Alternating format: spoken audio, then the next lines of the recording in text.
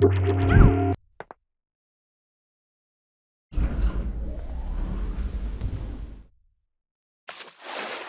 here, just above our timeline in the Lightwave interface, you can see that there's this, little bar. And when I hover over it, I get this little arrow icon appearing. If you click that, it opens up sort of an expanded timeline. And this top section here is Lightwave's track editor. The track editor just gives you a quick, simple way to work with your keyframes without having to delve into scene editor, graph editor, or anything else. So here's what you can do. Obviously, at the bottom of the track, you've got your regular timeline and you click and drag there, and that moves your time slider.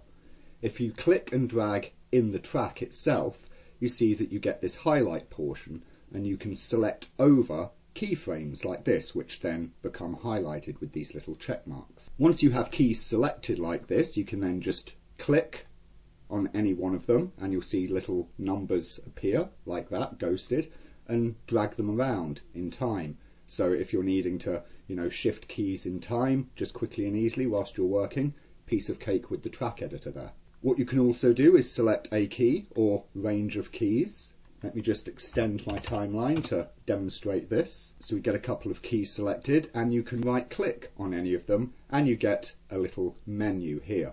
You can, for instance, copy those keys. If you then drag your time slider to a new point in time, when you right click and choose paste keys, those keys will be copied and pasted starting with the first of the keyframes of the range that you selected and pasted at the point where your playhead was. This very easily and quickly lets you just copy and paste little slices of motion. So if you've got something that's cycling, you can just, of course, animate one cycle and then just copy paste quite quickly. And in fact, you don't have to keep copying and pasting. Just like any other copy paste procedure, the keys remain on the clipboard, and so you can just come somewhere else and paste them again. You can also, of course, if you're wanting to just get rid of a whole bunch of keyframes quickly, delete or cut them, though of course cutting them also puts them on the clipboard like copy, ready to be pasted elsewhere. In this case, I'll just delete them.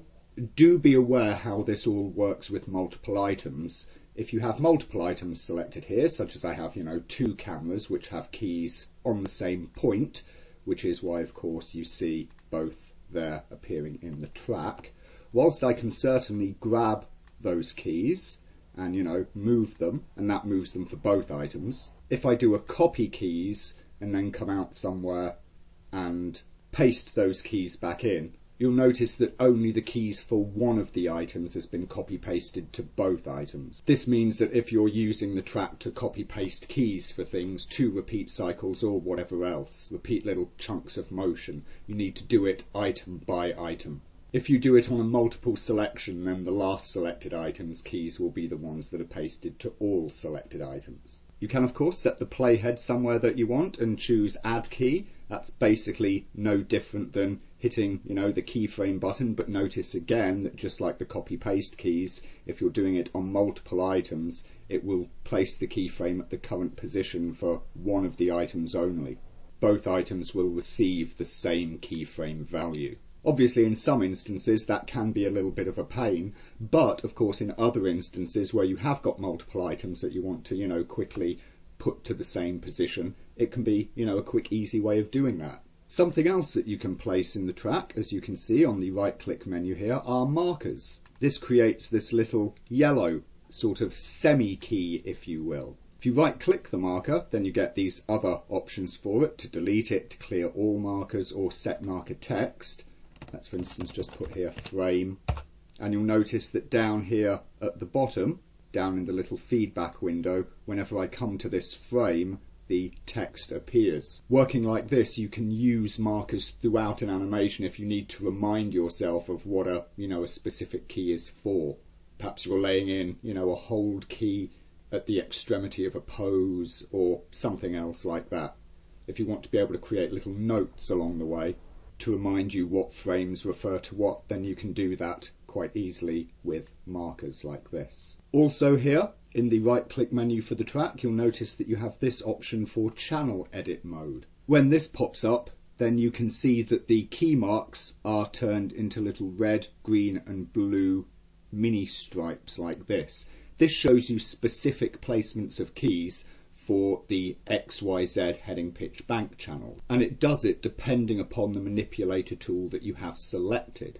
So let me just pop into the graph editor briefly, and you see that I've got keys for this camera here on the Y and the Z. Let me just take a couple of those Z keyframes and move those in time here. Then obviously in the main timeline you see the full, key marks there that show there is a keyframe on some channel or other at that frame. However, notice in the channel edit section here that whilst the X and Y have their little check marks here for obviously being at that frame, the Z has its check mark over here, which is where I moved the Z keyframes to. If we pop on the rotation tool though, notice that heading pitch and bank are all at this key here, because of course I didn't move the heading pitch or bank keys from one another. Also notice whilst you're in channel edit mode that when you select keys to move them about or copy paste them, it will do it only for the channels that exist under the current tool. So here I've selected the key at frame 40. If I click and drag it, I'm only dragging the rotation channels, and you'll see that I now wind up with these two keys there. This is where the rotation has come to, whilst if I go back to the position tool, the move tool, then obviously the position keyframes are still where they were. The same of course would also be true for scale. And that pretty much is all there is to the track view. Nice, quick, simple little, keyframe editing and management just right there on